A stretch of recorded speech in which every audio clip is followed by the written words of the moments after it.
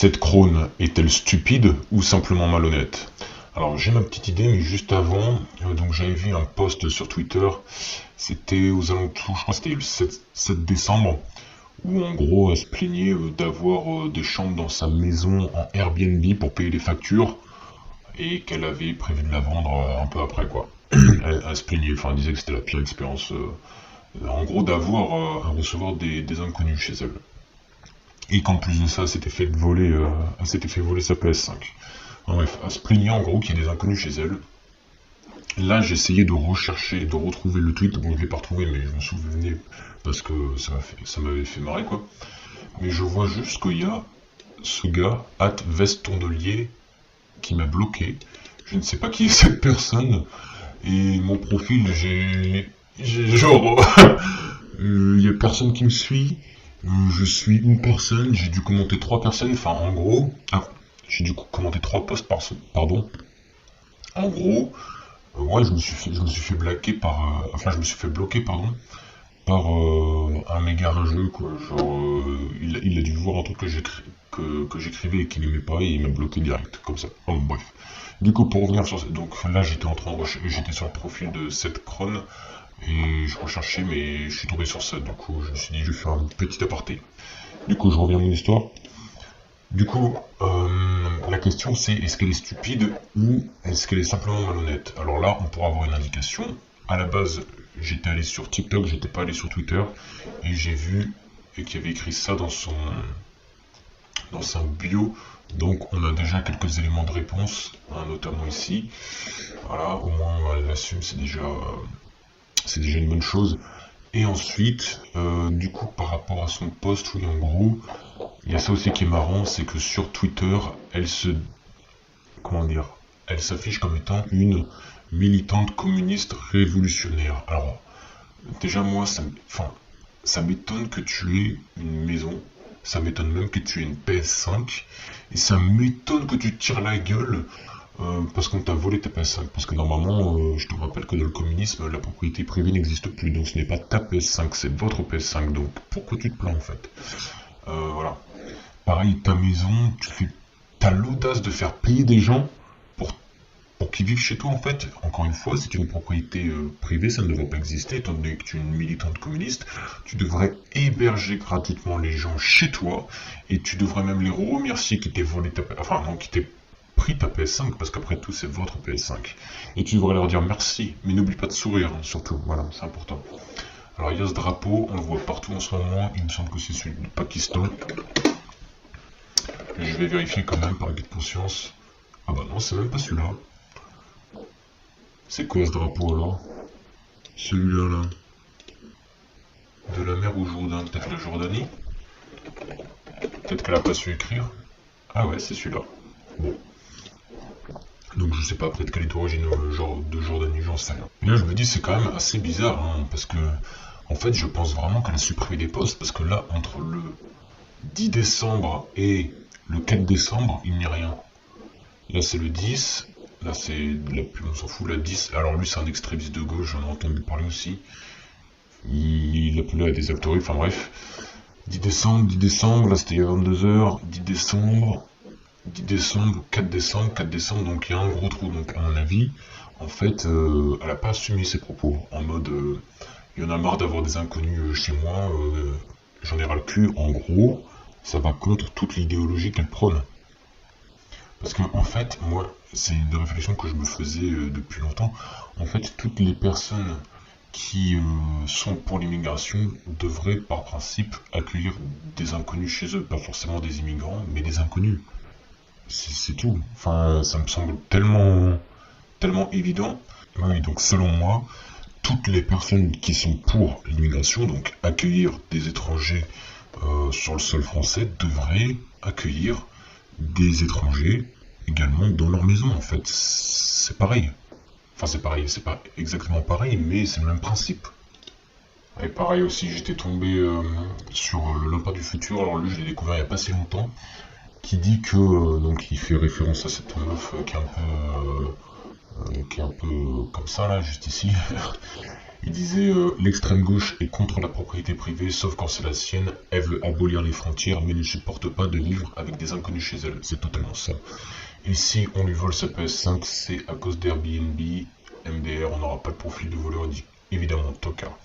Mais oui, en fait, c'est exactement ce que je disais.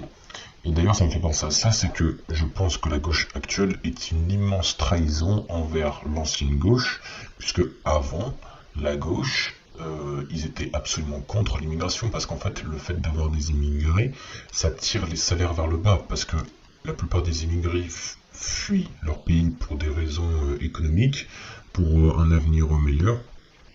Moi-même, j'ai déjà immigré dans plusieurs pays à chaque fois c'était pour des raisons économiques, hein. Ça fait jamais plaisir de quitter le pays d'où on vient, même s'il y a des problèmes dans ce pays d'où l'on vient.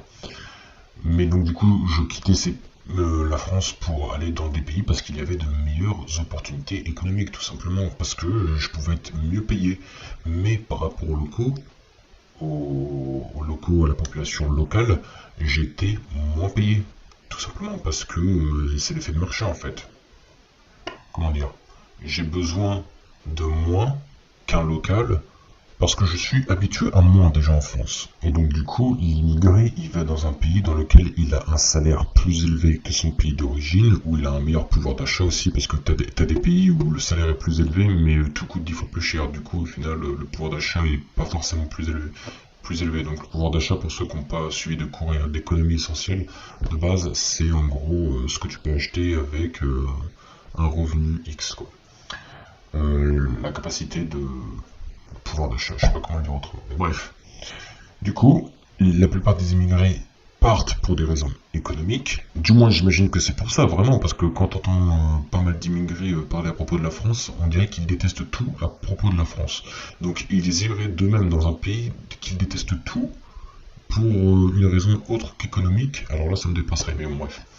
Du coup, la plupart des immigrés partent dans un pays pour des raisons économiques, ce qui fait que ils ont un salaire plus élevé que dans leur pays d'origine, mais ils ont un salaire moins élevé que les salariés, que la population locale dans le pays où ils immigrent. Donc la population locale, naturellement, les employeurs vont préférer une main-d'œuvre immigrée puisque celle-ci coûtera moins cher. S'il n'est pas nécessaire d'avoir formé la main-d'œuvre, il n'y a pas besoin d'avoir des diplômes reconnus par l'État, etc. Je sais pas, par exemple, imaginons tu sois un médecin et que tu décides de t'immigrer dans un pays, je suis pas sûr que ton diplôme de ton pays, peu importe le pays, hein, mais je suis pas sûr que le diplôme du pays duquel tu viens sera reconnu par le pays dans lequel tu iras, et donc,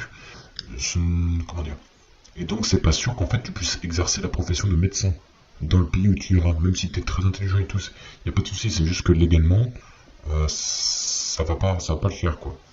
Et donc du coup, c'est pour ça que, notamment dans la plupart des cas, quand il y a des immigrés à faible valeur ajoutée, à faible compétence, eh bien, ça tire les salaires vers le bas, et ça, c'était quelque chose que la gauche d'avant refusé catégoriquement, puisque la gauche d'avant défendait les ouvriers, les travailleurs, et s'amusait fortement à l'emploi, au salaire des ouvriers, des travailleurs, puisque tous les salaires étaient tirés vers le bas, tout simplement.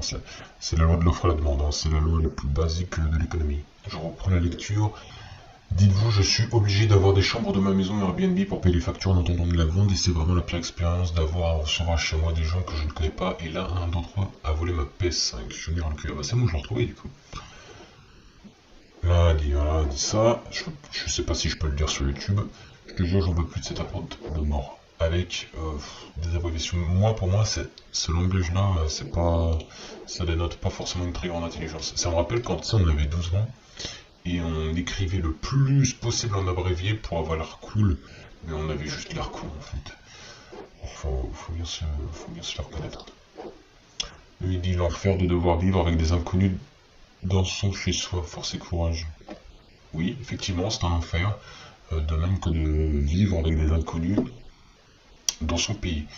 Moi, je parle plusieurs langues, et Parfois, je suis dans des grandes villes en France et je suis paumé, du coup je demande mon chemin, je demande une simple indication à des passants dans la rue et souvent, je tombe sur plein de gens d'affilée qui parlent pas français ni les autres langues que je parle et ça me fout le démon, sans déconner. Genre je suis dans un pays, il y a 9 personnes sur 10 qui parlent plus la langue d'origine, ça me fout le démon. C'est la pire expérience. Là je relis donc je reprends la lecture, c'est la pire expérience et j'ai pas le choix, on a toujours le choix, t'aurais pu vivre dans une maison plus petite. C'est quoi cette militante communiste là qui décide de vivre dans une grande maison, c'est quoi? Elle s'est pris un manoir ou quoi? C'est quoi le délire? Et j'ai pas le choix parce que les factures de la maison sont impayables sans ça jusqu'à ce que je la vende bientôt normalement. Et là pareil, enfin bientôt normalement, t'as pas l'air pressé de la vendre au final, donc pourquoi t'es pas, bref. Et... ah oui, ça je l'avais vu. Cette gentille personne du camp du bien et de la tolérance, cette crone, appelle publiquement à me voler, m'agresser et regrette même qu'on ne m'ait pas frappé plus fort, tout ça publiquement en toute décontraction. Oui, j'avais vu sa vidéo effectivement. Ça m'étonne même qu'on puisse laisser passer ça parce que moi je suis pour la liberté d'expression, sauf lorsqu'on appelle à être violent envers autrui. Pour moi, vous pouvez dire tout ce que vous voulez.